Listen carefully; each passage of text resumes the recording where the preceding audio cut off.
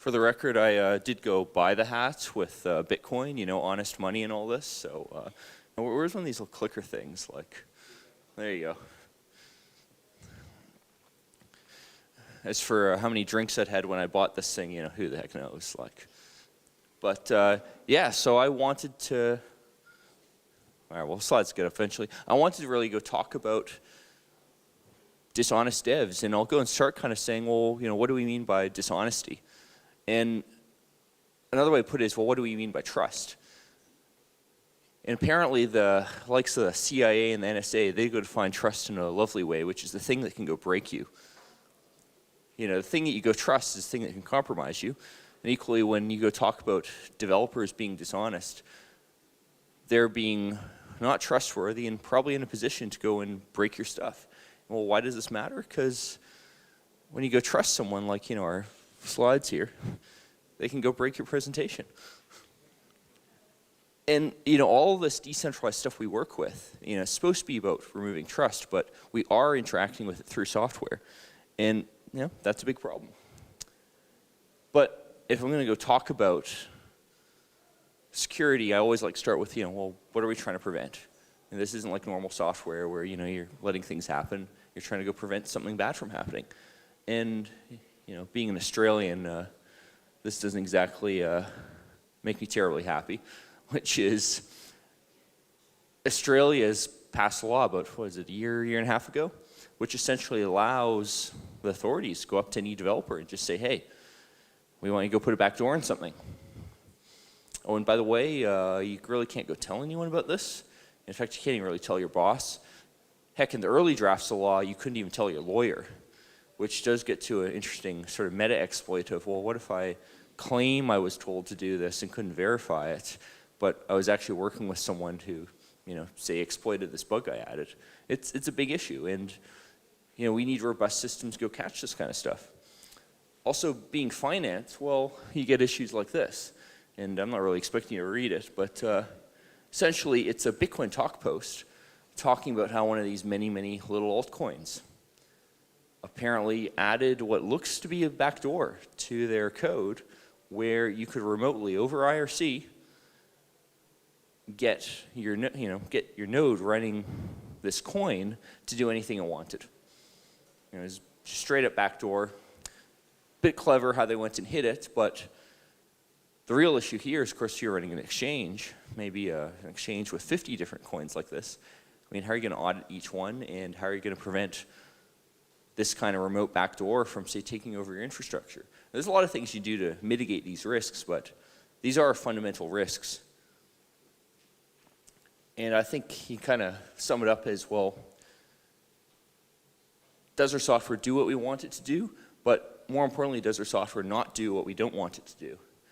And I've given this talk once before, so I think I finally pronounced the last bit right. But it's a bit of a mouthful, and I think it really shows how difficult this security question is. You're trying to rule things out, and ruling things out is hard. Let's go back to my first example. Let's suppose you have a copy of Adobe Photoshop. How do you know that it does what you wanted it to do? Well, you go look at it and see if it did what you want to do. I want to go put a funny face on someone else's body. Cut and paste, done. It's pretty easy to verify it did what I wanted it to do. It's much harder with security stuff because you kind of got to rule things out. And this is sort of like the famous Simpson one of the tiger, the rock that keeps tigers away. I have some rock. I claim it keeps tigers away. How do you go verify it actually does that? But it's sort of worse in a way too, because we live in a world where maybe this anti-tiger rock was actually created by the pro-tiger faction, and the pro-tiger faction is sticking a microphone and a GPS tracker inside and trying to go and upload that information to the pro-tiger faction to get the tigers after you. That's the kind of level that we're really talking about here, and it's a tough auditing question. And we can even do this in practice. Let's go look at this wonderful little gift bag from a last conference I was at. Well, a USB condom thing. It's supposed to prevent communication. So we actually have a well-defined question. Does it prevent one USB device from talking to another? surely comes to the question, should I plug this into my computer? Because if it doesn't do that, if it does something else, I mean, it could go and start telling my computer to, act as though it's a keyboard, type in some commands. Well, we can audit it. I got a heavy glass and hit it till the case broke, and then just held it up to the light. And I used to be an electronics designer, so I know USB has 4 wires. 2 of them are for signal, 2 of them for power. Well, that looks like 2 wires going from one side to the other, and 2 wires not. And I'm pretty sure I remembered the 2 signal wires being in the middle. So I can go audit right there. Does this thing do what I want it to do? Now, it's got a bunch of other stuff around, but I'm pretty sure that goes to the case, so I think that's okay. Maybe there's something clever going on. Maybe someone hid some traces underneath parts I can't see. But I've done a reasonably good job of auditing what happened. And in this case, I decided after auditing it, I'm happy to plug that into my computer. I think it does what it's supposed to do.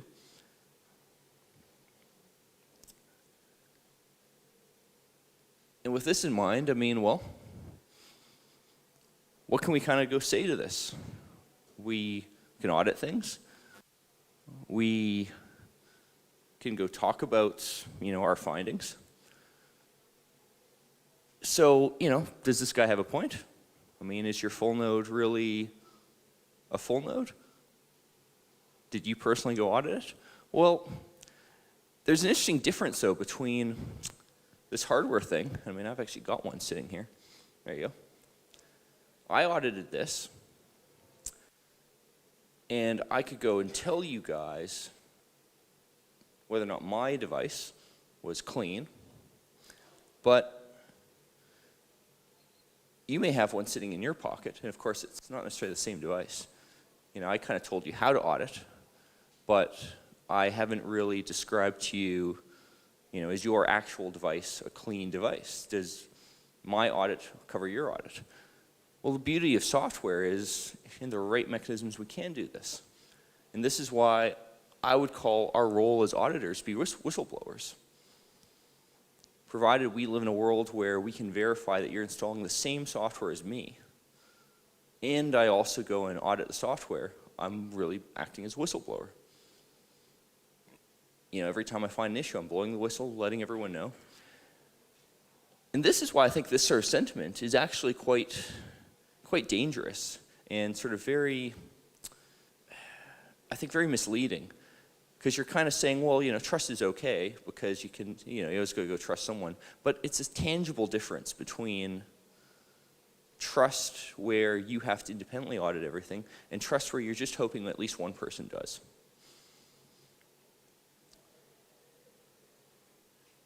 And we have things like certificate transparency and so on to make sure that you're looking at the same code as me. So in theory, I would argue this kind of sentiment is wrong, and we have good ways of auditing. Now, I think the question is, well, let's go into the practice. What actually happens when we try to go audit software? What's the mechanics of code review? And I came up with this little example. Let's suppose I'm on my dev Rust VM, and I create a little initial commit, and it's called the All Your Base project. It secures your base, and I run a little command, and base secured. Pretty simple code there, right? And I go and push it up to GitHub like everyone does, because we all love centralized stuff. And well, let's suppose we get some decent guy. We'll call him Mr. Good Guy, because Alice and Bob are taken. And he goes and downloads the project, runs it, and thinks, oh, it's all well good, but does it actually work? Well, of course, if you look at the code, you might notice something, which is in Rust, if you just type command new, that's actually something called a builder pattern, where you're setting up a bunch of options. You haven't actually run the code. So if you want to actually run the code, you got to go and ask it to go output the thing, which means, give me the output of the command and so on. So, submits a pull request and all that. There's your patch. Go fix the issue. No big deal. Commit it, and now we'll actually run the command. And if you're not a Unix guy, basically chmod is makes everything can't be executed, can't be read, can't be written to. As we all know, the best security is to take your computer and encase it in concrete and dump it at the bottom of the ocean. And let's suppose we go and fix this. So I might want to scroll up a little on this one. There we go. So, now scroll up. There. All right, so let's suppose this guy goes through the whole git pull request thing, and finally I come back and say I've merged it. And remember, you're in his perspective. What do you do next? You do git pull. That looks all well and good. We got one more change. Maybe I added a remeet or something, and checked added some more code. Well, let's see what actually changed. Run git log. There you go.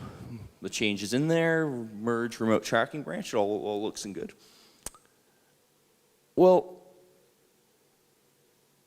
what actually happened there? I mean, what actually changed? Because funny enough, when you run through all this with my repo, that's your new code. Looks a little different than what git log showed, doesn't it? And run a few sudos, make everything world readable, writable, execute. Not quite what you expected.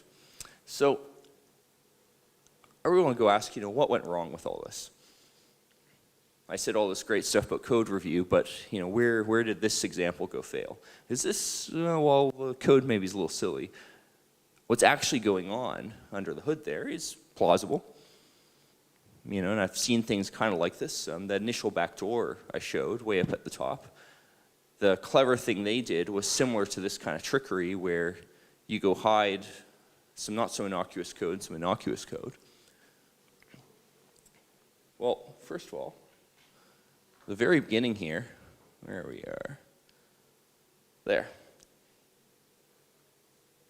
The very root cause here is actually a Rust thing, and Rust has the ability to go tell you, did you create something and not use it?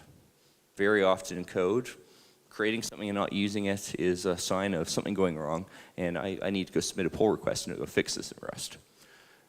Which I think will then get to our first point. You got to choose languages where you can actually audit things. You got to choose languages which actually have kind of rules and type checking and so on. And as an example, I maintain a library, Bitcoin library, Python Bitcoin lib. Python is really bad about preventing one piece of code from interacting with another piece of code at a distance. On the more technical side of this, essentially, it doesn't enforce writability. Like if I have a piece of code that has a reference to some object, I can go write it in 5 different places.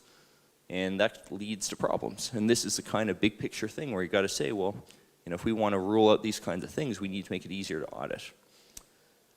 And we also have, of course, the problem where Git itself isn't designed with auditing in mind.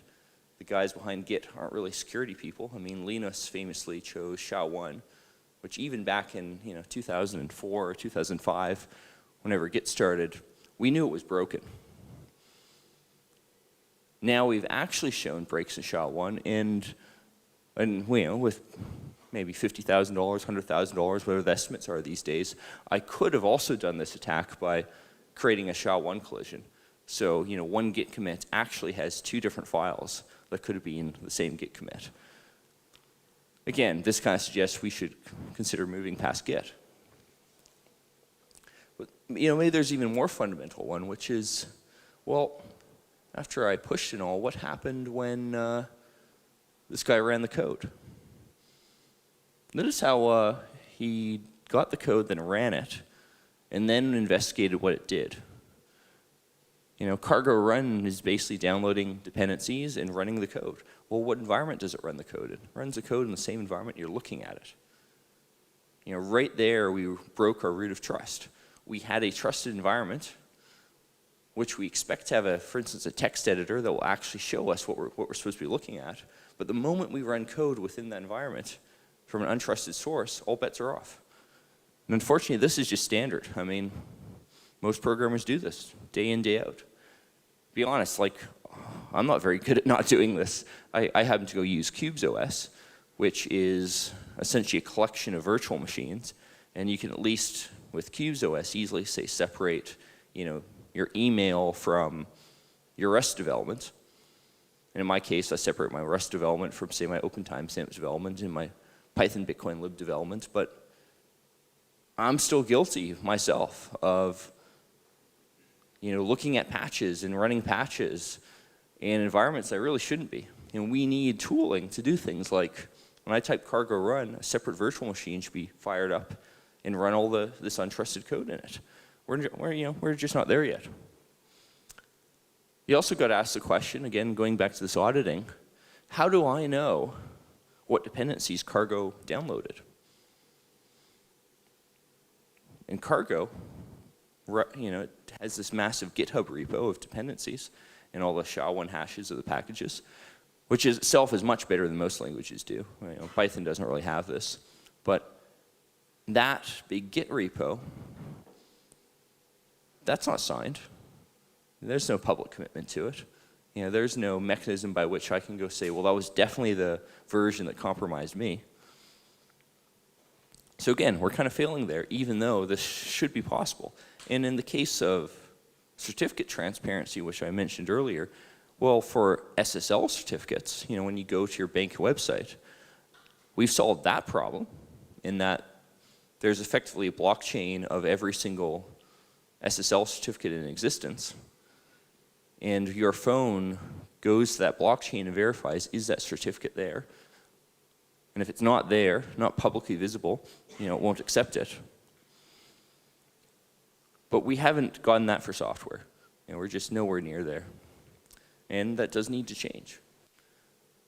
I even have a personal experience with this, with the Zcash trusted setup.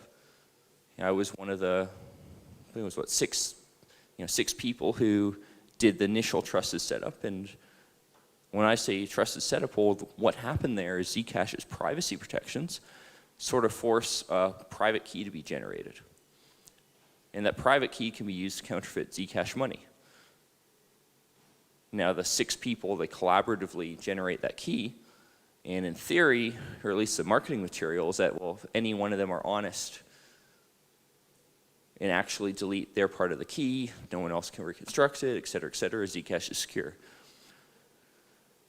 Well, let's look at this word honest. Remember when I talked about dishonest versus honest and trusted and untrusted? From your perspective, in the Zcash trusted setup, I'm not an honest person. Because I can't say whether or not the software I ran was actually doing what I thought it did. My personal honesty is actually irrelevant to you. What's relevant to you is my actual real-world honesty. How does my interaction with trusted setup affect you? And for that, I'm dishonest. Because what software did we run? Well, we all ran this pre-made CD that itself was created by sources that no one can really audit. It's just not feasible to manually go through hundreds of megabytes of assembly code and figure out where the back door is. And it's assembly code because, well, yes, the code that directly went onto the CD was compiled in a deterministic way where you can also recreate that process. The code that compiled it wasn't. And that code that compiled that was created just prior to the Zcash trusted setup. So you have opportunity to go backdoor something. You have the inability of auditing, inability of whistleblowing, essentially. And because of that, I can't say from your point of view, I'm trusted. I can't say what I did. All I know is I ran some software and who the heck knows what it did. It's not a good situation to be in.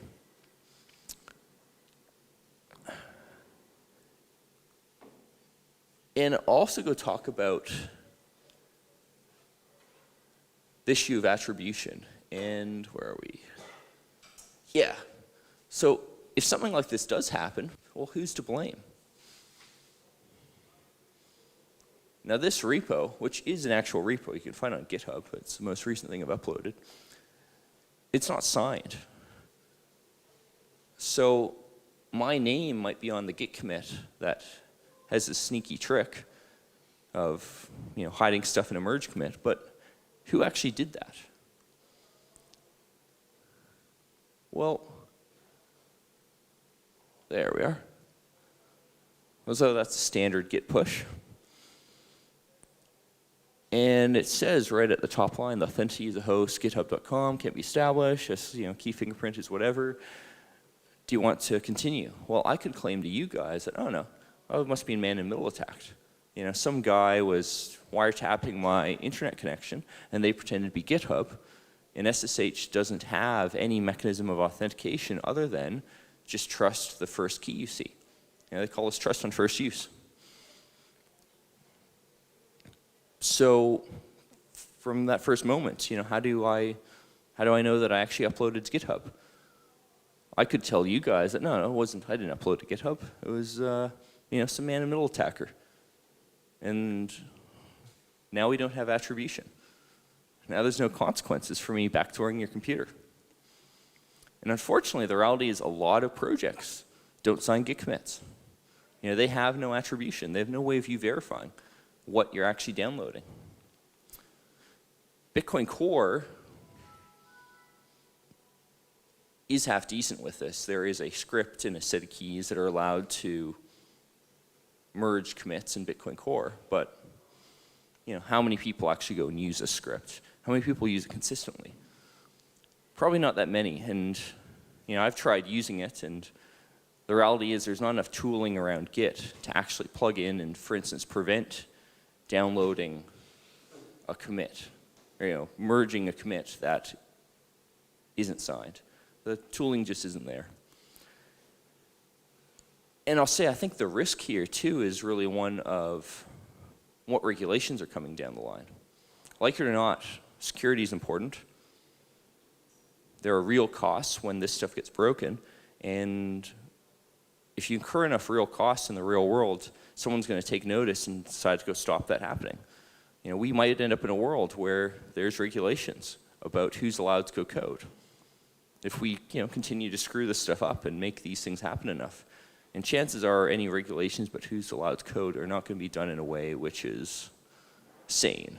They're going to be done in a way where what matters is what college degree you went to. So